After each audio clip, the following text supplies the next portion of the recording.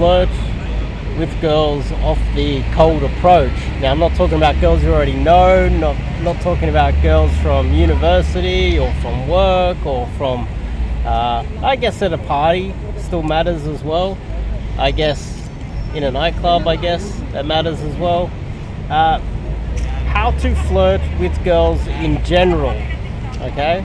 Now, this is the number one tip for today on flirting with girls, and it has to do with vibe. Now, think about it from this point of view, and you will probably have this experience if you're just getting into, if Tinder's not working for you, if social circle, if meeting girls at work isn't working for you, or meetups isn't working for you, then you have to be looking for other methods, right? And cold approaching girls is probably the best method. So if you're getting into hitting the nightclubs and cold approaching girls during the day or any other time of the day, you'd probably come across girls that are either high energy, happy. You might come across the resting bitch face. You might come across girls that are low energy and kind of depressed, or girls that are serious, girls that are more in the open and fun sort of a mood. The best way to flirt with these girls is to pick one that is already open to having that type of conversation in the first place. So let me explain. So when you approach some girls, you might have witnessed out there that some will be high energy and friendly immediately, and if you're new to it, you probably wouldn't understand this. Some girls are like, hi, and you have to put in a lot of effort to get them to open up and start talking to you. On the other hand, some girls will be high energy immediately, and if you're doing a little bit of cold approach and you're out there, you're like, oh, I like this girl, you go over and say hello, it might catch you off guard, it might surprise you, and you might find yourself having a little bit of trouble trying to figure out how to have the conversation with her. If she's high energy off the approach, you're like, hi, she turns around, it's like, oh, hi, blah, blah. And she's like fun, friendly, she's bubbly, she's the type of girl that I would say you should be trying to date. The fun, bubbly, high energy, super friendly girls, they're the ones that you really want to be dating anyway. If off the approach she catches you off guard, and some guys do get caught off guard and struggle to have any sort of conversation with this type of girl, I recommend that's the best type of girl to start teasing, because you can then throw it back at her. She's all high and bubbly, and then you can throw like a little bit of a neg, you can throw a little bit of a tease, you can tease her about a whole bunch of things. She's going to be high energy, she's going to be very receptive to it, she's going to be open to being teased, and she's not going to take it too seriously and have a problem with you teasing her. It's the perfect type of girl to tease. Now, I know a lot of guys will say, open and then tease. Well, if you approach a girl who is low energy, very serious and logical, and you try to tease her, she might take it the wrong way.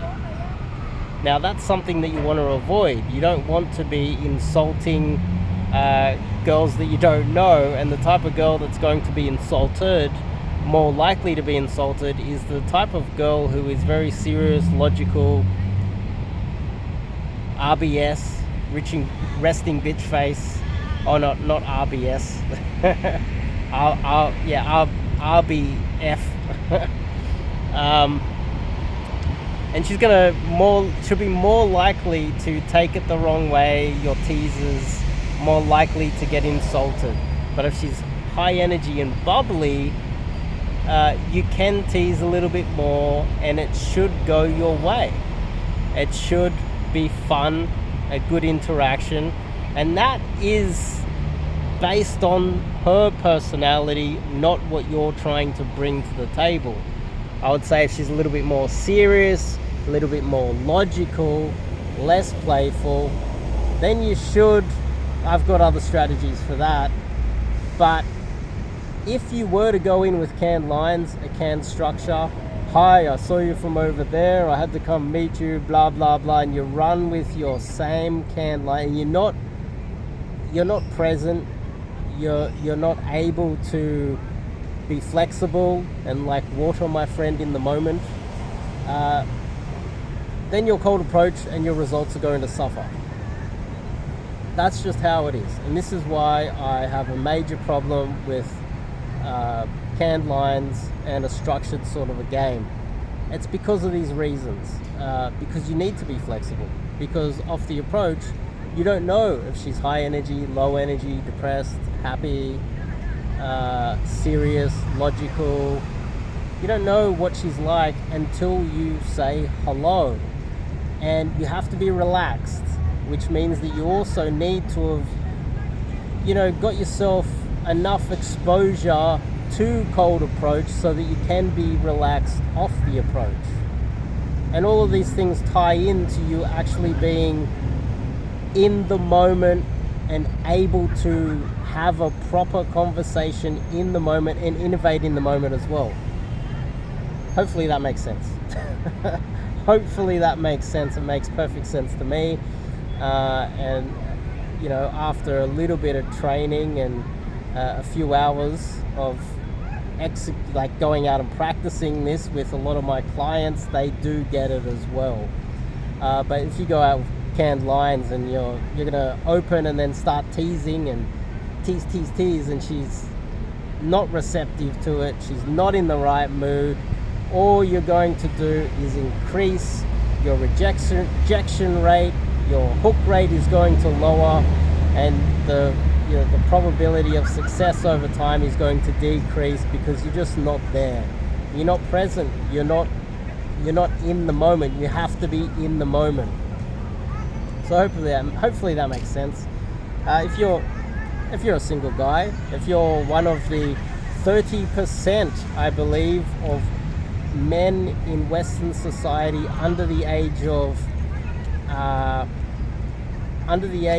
30, the 30% that have not slept with any women in the last 12 months, according to the stats. The stats might not be 100% accurate, but that's what people are saying is true. There's a lot of lonely men out there, a lot of men that don't have a girlfriend. 30% have not slept with any women in the last 12 months. They're single, lonely, and struggling out there. If you're one of those, reach out. What have you got to lose? Learn some cold approach with myself. Anyway, I'll see you guys in the next video.